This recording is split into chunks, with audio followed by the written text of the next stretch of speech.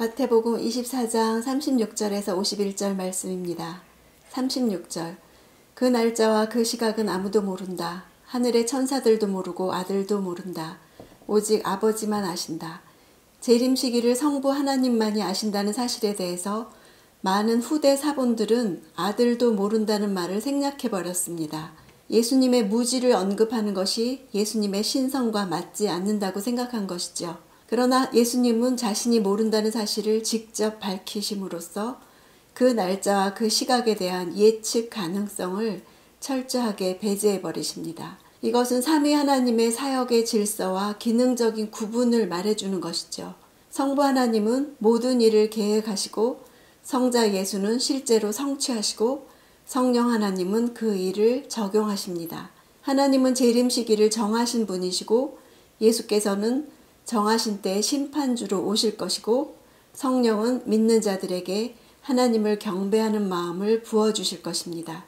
38절에서 39절. 홍수가 나기 전 사람들은 노아가 방주에 들어가던 그날까지도 먹고 마시고 장가하고 시집가고 하다가 홍수가 나서 그들을 모두 쓸어갈 때까지 무슨 일이 일어나고 있는지 전혀 알지 못했다. 인자가 올 때도 그와 같을 것이다. 노아 홍수 때의 사람들도 하루하루 일상생활 속에 묻혀 살아갔겠죠. 120년이라는 그 여러 날들 가운데에서 단 하루도 홍수 심판을 예비하는 삶을 살지 못했습니다. 먹고 마시고 장가가고 시집가는 것은 현실을 사는 것이죠. 노아가 계속적으로 심판의 메시지를 보냈음에도 현실적인 삶에만 관심이 있었지 영적인 일에 무관심했던 것을 알 수 있습니다. 이런 일이 예수님 오실 종말의 때에도 동일하게 재현되리라는 것이죠. 우리는 종말의 여러 현상들을 지금 보고 있습니다. 그런 현상들을 보면서도 노아 때처럼 무슨 일이 일어나고 있는지 전혀 알지 못한다고 말할 수 없습니다.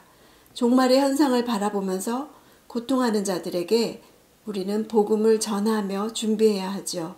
준비하지 못하는 자들에게 종말은 결국 갑작스럽게 오는 것이 될 수밖에 없습니다. 40절. 두 사람이 들에 있다가 한 명은 취해질 것이고 다른 한 명은 남겨질 것이며.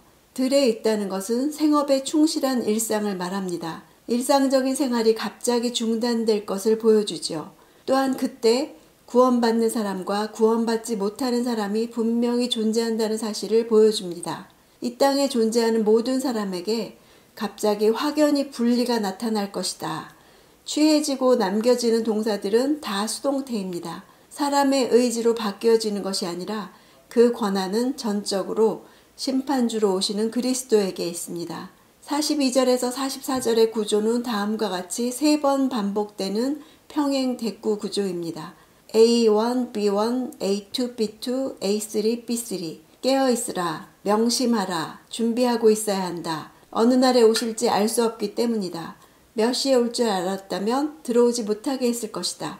생각지도 않은 시간에 인자가 올 것이기 때문이다. 42절.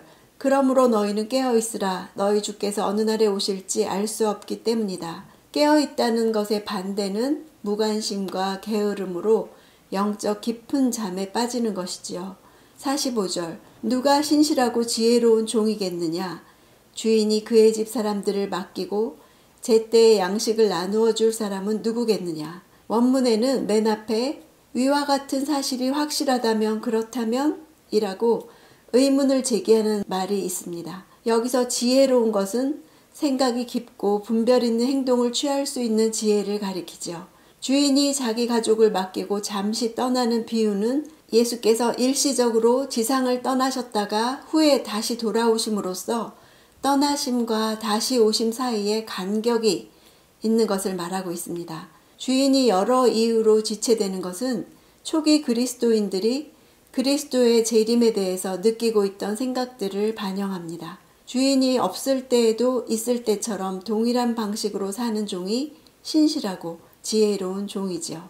46절. 주인이 돌아와서 볼 때 주인이 시킨 대로 일을 하고 있는 그 종은 복이 있을 것이다. 이 땅에서 하나님의 공동체 안에 우리 위치와 사명이 있다는 것을 말해주고 있습니다.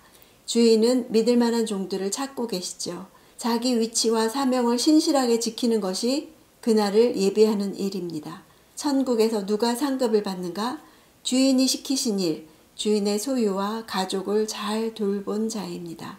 48절. 그러나 그 종이 악한 마음을 품고 생각하기를 내 주인은 아직 멀리 있다 라고 하며, 종이 악한 행동을 한 원인은 주인이 지체할 것이라고 단정한 것이죠. 신실한 종은 재림의 때를 예측하려 하지 않을 뿐 아니라 아무리 지체하실지라도 언제나 깨어서 자신의 임무를 충실히 하는 것입니다. 51절. 그 종을 처벌하고 위선자들과 함께 가두리니 그들은 거기서 슬피 울며 이를 갈 것이다. 위선자들과 같은 벌에 처한다는 것은 그의 외부로 드러난 모습과 본래의 모습이 다른 것을 말하지요. 위선자는 주의 일을 하는 채 하면서 실상은 그 일을 무시하고 손해를 끼치면서 눈가림만 하는 자입니다. 위선이란 우리가 보여주는 것과 실제 모습 사이의 갭이지요. 어쩔 수 없이 우리에게 있는 모습입니다. 이 갭을 어떻게 해야 할까요? 이 갭을 메울 분은 그리스도이십니다. 그리스도에게로 나아가서 나의 죄인됨을 인정하는 것입니다. 용서해 주십시오. 고쳐 주십시오. 나를 바꿔 주십시오. 그럴 때 그분은 죄인을 위해 오셨기 때문에 들어주시죠. 숨길 것이 없으면 두려워할 것도 없습니다. 도움을 구하는 자는 불쌍히 여김을 받을 것입니다. 우리는 완벽한 사람이 아닙니다. 도움이 필요한 자에게 끝없이 은혜를 베푸십니다. 오늘도 내가 보여주는 것과 실제가 다른 죄인인 것을 인정하고 주님 앞에 은혜를 구하는 기도가 드려지는 시간 되기를 원합니다.